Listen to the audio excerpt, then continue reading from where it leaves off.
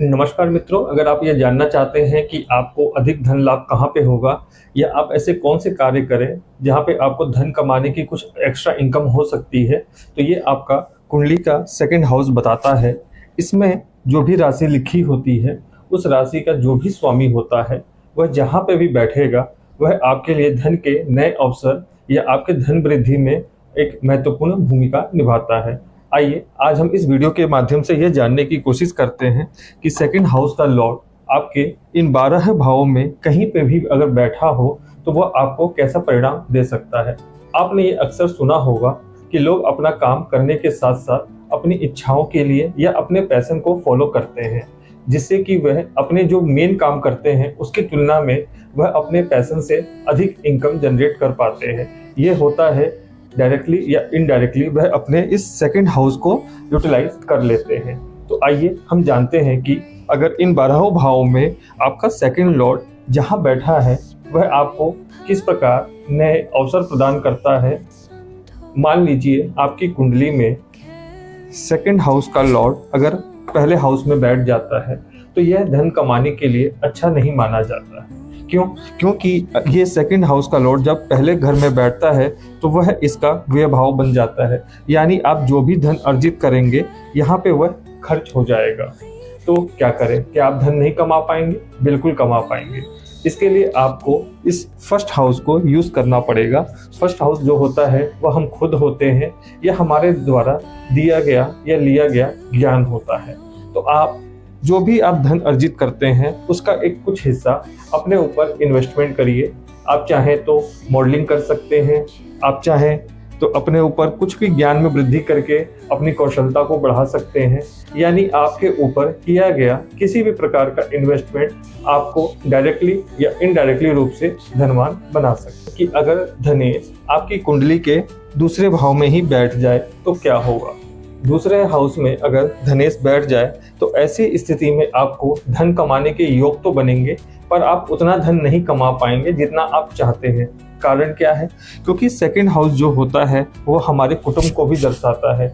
यानी आप डायरेक्टली या इनडायरेक्टली रूप से आप अपने फैमिली बिजनेस को ज्वाइन कर सकते हैं या आप अपने परिवार से संबंधित किसी कार्य में शामिल हो सकते हैं। अब इसके लिए क्या कर सकते हैं? इसके लिए आप ये कर सकते हैं, सेकंड हाउस जो होता है वो हमारे वाणी का भी होता है। यानी आप अपने वाणी के द्वारा धन अर्जन की कोई व्यवस्था कर सकते हैं। उदाहरण के तौर पे आप सिंगर बन सकते हैं, आप किसी प्रकार की किसी प्रतियोगिता में भाषण देने की प्रतियोगिता कर सकते हैं, या ऐसी कोई भी चीज जिसमें आपकी जबान की ज्यादा वैल्यू होती है, आप बोलकर जो भी धन अर्जित कर सकते हैं वो सेकंड हाउस से कर सकते हैं। सेकंड हाउस जो होता है वो आपके जीवन साथी का 7th होता है, यानी आप अपने जीवन साथी के माध्यम से यहाँ पे धन अर्जन करने की व्यवस्था भी कर सकते हैं। अगर सेकंड हाउस का लॉर्ड थर्ड में जाए तो क्या होगा? अगर सेकंड हाउस का लॉर्ड थर्ड में जाता है, ऐसी स्थिति में क्या होता है, वह अपने से दूसरे भाव में गया, यानी यह धन अर्जन करने के लिए सबसे अच्छी मानी जाती है।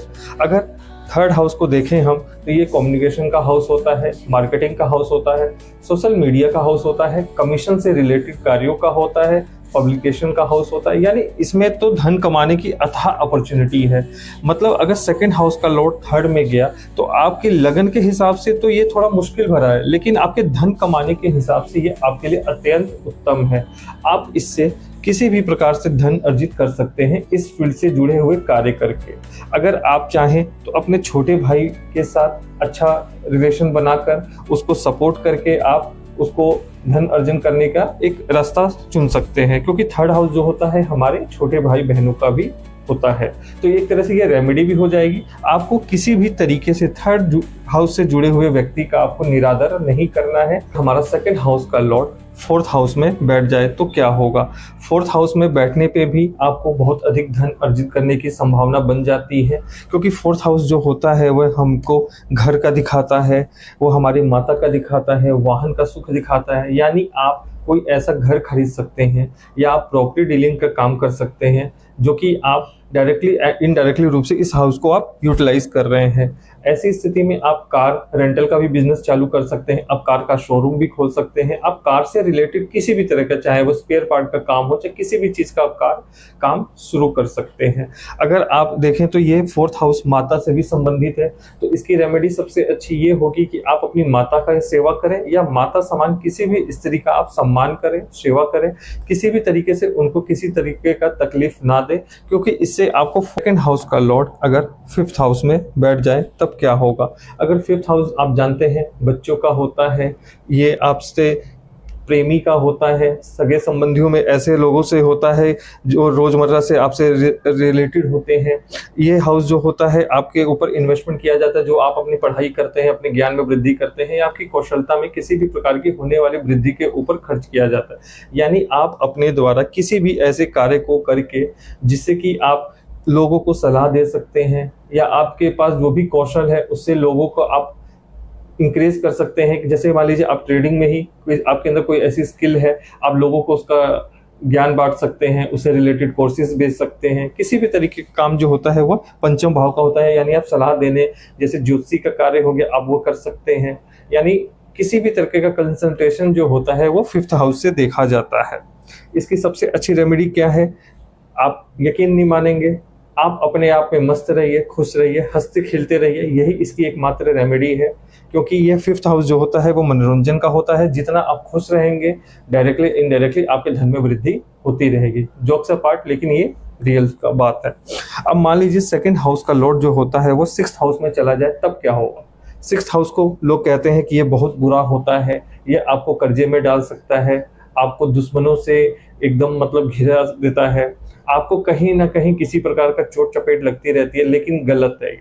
अगर आपका सेकंड हाउस का लॉर्ड अगर सिक्स्थ हाउस में जाए तो ये आपके लिए बहुत अच्छा धन योग बना सकता है। आप, क्योंकि ये हाउस जो होता है वो सर्विस का भी होता है। आप कोई ऐसा कार्य कर सकते हैं जिसमें आप एक सर्विस प्रोवाइडर बन सकते हैं। जैसे कि आप, ये होता है, ये हमारे सर्वेंट्स का भी हाउस होता है, तो आप एक कोई एचआर कंपनी खोल सकते हैं, लोगों के लिए आप नौकरियां प्रोवाइड करा सकते हैं, या किसी भी तरीके का सर्विस इंडस्ट्री देकर आप इस हाउस को यूटिलाइज कर सकते हैं। आप कोई एक पेट सर्विस भी खोल सकते हैं, क्योंकि ये हाउस जो होता है पेट को भी रिप्रेजेंट करता है। तो कुल मिला जुला कर देखें तो अगर सेकंड लॉर्ड अगर सिक्स्थ में बैठे तो ये सबसे अच्छा धन योग माना जाता है। अब मान लीजिए आपका सेकंड हाउस का लॉर्ड जो है वो सेवंथ में आ जाए, तब क्या होगा। सेवंथ हाउस हमारे स्पाउस का होता है, ये हमारे बिजनेस का होता है, हमारे रिटेल एक्टिविटी का होता है, कैश फ्लो का होता है। तो अगर आप चाहें तो इससे संबंधित कार्य करके या अपने स्पाउस को अपना पार्टनर बना के या पार्टनरशिप में एक बहुत अच्छा बिजनेस सेटअप कर सकते हैं। इसके लिए रेमेडी सिर्फ यही है कि आपको अपने स्पाउस के साथ जो या बाहरी लोगों के साथ बनाकर रखना है, अननेसेसरी उनके साथ किसी प्रकार का मल मुटाव नहीं रखना है। नहीं तो ये जो सेकंड हाउस है ये आपको नेगेटिव इंपैक्ट देगा और आपको धन हानि का भी योग बनाएगा। एट्थ हाउस अगेन इसको बहुत बुरा माना जाता है। ये आपके धन में, यानी अगर सेकंड हाउस का लॉर्ड अगर एट्थ हाउस में बैठ जाए तो ये आपको अचानक से धन हानि भी देता है, लेकिन ये आपको पैतृक संपत्ति का भी वादा करता है। यानी आपको कहीं ना कहीं अनचाहे रूप से पैतृक संपत्ति मिलने के योग है, चाहे वो आपके रिश्तेदार से मिल जाए, आपके ससुराल से मिल जाए, या आपके अपने ही पक्ष से मिल जाए। तो ये एक तरह से देखा जाए तो डायरेक्टली इनडायरेक्टली रूप से आप एट्थ हाउस को यूटिलाइज करके, यानी यहाँ पे सबसे अच्छी रेमेडी ये मानी जाती है कि आप इस एट्थ हाउस से रिलेटेड अगर कार्य को करते हैं तो आपको बहुत अधिक मुनाफा होने के योग बनते हैं। एट्थ हाउस से रिलेटेड जो काम होते हैं वो मेन तो आमतौर पर लोग इसको एस्ट्रोलॉजी से लेते हैं, लेकिन नहीं, एट्थ हाउस जो होता है वो हमारे दुख दर्द का भी होता है। यानी अगर आप किसी भी प्रकार से किसी व्यक्ति का दुख या दर्द दूर करते हैं तो आपको एट्थ हाउस के बहुत पॉजिटिव परिणाम मिल सकते हैं। अगर नाइन्थ हाउस में चला जाए तो ये भी धन कमाने के लिए एक उत्तम जगह माना जाता है। सेकंड हाउस अगर नाइन्थ हाउस में जाता है तो ये जो होता है वो हमारे पिता का भाव होता है, धर्म गुरुओं का भाव होता है, हमारे मेंटोर का भाव होता है और लंबी यात्राओं का भी भाव होता है। ऐसी स्थिति में ये माना जाता है कि अगर व्यक्ति अपने जन्म स्थान से दूर किसी दूसरी जगह पे या ऐसी जगह जहाँ पे उसको लंबी यात्राएं करनी पड़े, उससे अधिक धन अर्जित कर पाता है। ठीक है, वो अपना किसी को मतलब एक मेंटोर बन के अपनी सर्विसेज दे के भी वह धन अर्जित कर सकता है। यानी वो अपने अंदर कोई भी स्किल अगर डेवलप करता है, सपोज करिए उसने 5th हाउस से कोई स्किल डेवलप किया, 9th हाउस में उसका सेकंड लॉर्ड बैठा हुआ है, ऐसी स्थिति में वह एक बहुत अच्छा कोच बन सकता है। लेकिन ये 9th हाउस जो होता है आपको ये आगाह भी करता है कि आपको अपने कार्य के प्रति या आप जो भी दूसरों को सलाह दे रहे हैं आपको उसके ऊपर एक अटूट आस्था जरूर होना चाहिए, क्योंकि ये भाव आपको आस्था का भी प्रतीक होता है। अगर आपको अपने ही रेमेडी के ऊपर आस्था नहीं है तो आपका ये 9th हाउस जो है वो मतलब नेगेटिव रिजल्ट देगा। ठीक है, हाउस का लॉर्ड अगर 10th में बैठ जाए तो ये तो अति उत्तम है। इसका मतलब आप जो भी कार्य करते हैं स्वयं अपने द्वारा धन अर्जित कर सकते हैं। ये आपको मान सम्मान यश दिलाएगा, आपकी पद प्रतिष्ठा में वृद्धि होगी। मीन्स ये एक तरह से समझिए तो यहाँ पे अगर ये बैठ जाए तो अति उत्तम है धन कमाने के लिए। ये आपको सरकारी क्षेत्र में भी नौकरी दिलवा सकता है या सरकार से जुड़े हुए कार्य दिलवा सकता है, यानी ठेकेदारी के कार्य आप कर सकते हैं। कुल मिला जुला के देखा जाए तो ये 10th हाउस अगर सेकंड लॉर्ड 10th हाउस में आ जाए तो आपके लिए अत्यंत उत्तम है, लाभकारी है।